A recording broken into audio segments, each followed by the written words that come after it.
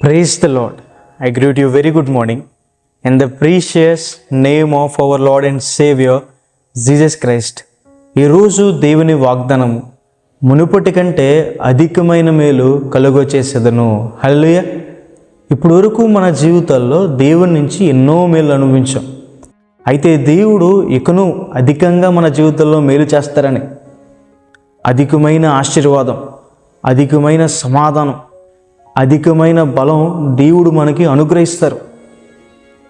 దేవుని కోసం విస్తారమైన సంపదని విడిచిపెట్టిన అబ్రహాం గారితో దేవుడు ఇలా అంటారు, అబ్రహామా నిన్ను అత్యధికంగా ఆశీర్వదిస్తానని చెప్పినట్టుగానే దేవుడు అబ్రహాం గారిని అత్యధికంగా ఆశీర్వదించారని. ఫరో ఇశ్రాయేలు ప్రజల్ని శ్రమ పెట్టినప్పటికీ దేవుడు వారిని అత్యధికంగా విస్తరింపచేశారని, దేవుడు కూడా మీ జీవితంలో అత్యధికమైన మేలు చేస్తారని దేవుడు యోబు గారిని విశేషంగా ఆశీర్వదించారు. అయితే సాతాను యోబు గారి నుంచి అన్నీ దోచేసుకున్నాడు. బైబిల్ చదివిస్తుంది, దేవుడు యోబు గారిని మునుపటి కంటే అధికంగా ఆశీర్వదించారని. ఒకవేళ ఏమన్నా కోల్పోయారా? దేవుడు మునుపటి కంటే అధికంగా మిమ్మల్ని ఆశీర్వదిస్తాడు. కోల్పోయిన దానికి రెండింతలుగా దేవుడు అనుగ్రహిస్తారు. దేవుడు అధికమైన కృపను అనుగ్రహిస్తారని. మనం ఏమై ఉన్నామో అదంతా దేవుని కృప.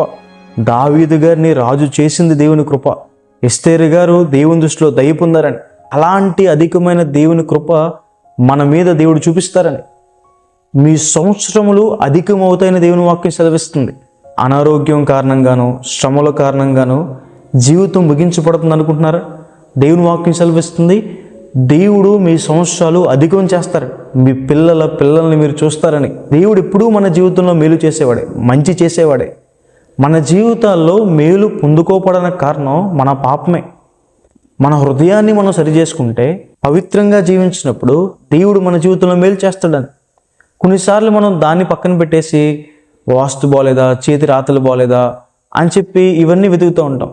ఒకసారి ఒక అతనికి తేలు కుడితే డాక్టర్ గారి దగ్గరికి వెళ్ళాడంట. డాక్టర్ గారు ఒక ఆయింట్మెంట్ ఇచ్చి తేలు ఎక్కడ కుట్టిందో అక్కడ రాసుకోమన్నారంట. 3 రోజులైనా చేతి మీద ఉన్న వాపు తగ్గలేదు. చూపిస్తే డాక్టర్ గారు అడిగారు, నువ్వు అసలు ఆయింట్మెంట్ రాసావు బాబు అంటే ఆయన అన్నాడు, రాశాను సార్. ఎక్కడ రాసావు అని డాక్టర్ గారు అడిగితే అతను చెప్పాడంట, కొబ్బరి చెట్టు మొదల్లో రాశాను సార్ అన్నాడంట. అక్కడ కూర్చున్నప్పుడే తేలికుట్టింది సార్, అందుకే అక్కడ రాశాను అన్నాడంట. కొన్నిసార్లు మన జీవితాల్లో కూడా మార్చుకోవాల్సిన మనసు, మార్చుకోవాల్సిన బుద్ధి, అది మార్చుకుంటే, అక్కడ మనం సరిదిద్దుకుంటే దేవుడు మన జీవితాల్లో అధికమైన మేలు చేస్తారు. ఇంకా దేవుడు మిమ్మల్ని ఆశీర్వదిస్తారు. ఇంకా దేవుడు మిమ్మల్ని అభివృద్ధిపరుస్తారు. గిన్నె నిండి పొర్లేలా దేవుడు ఆశీర్వదిస్తాడు. ఈ వాగ్దానం విశ్వసించండి. ప్రార్థన చేసుకుందాం. సర్వశక్తిమంతుడా, జీవం గల దేవేశ, ప్రభువా మీకు వేలాది వందనాలేసా.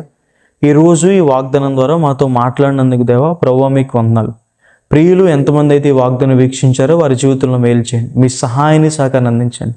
అధికమైన మేలుతో వారిని తృప్తిపరచండి. వారికి మంచి ఆరోగ్యం దయచేయండి, మంచి ఆర్థిక పరిస్థితి దయచేయండి, మంచి భాగస్వామ్యం దయచేయండి, సమాధానంతో వారిని నింపండి. అన్ని విషయాల్లో మీ మేలులతో, అధికమైన మేలులతో వారిని తృప్తిపరచండి, విస్తరింపచేయమని యేసు నామమున వేడుకుంటున్నాను తండ్రి. ఆమేన్. God bless you. God bless India.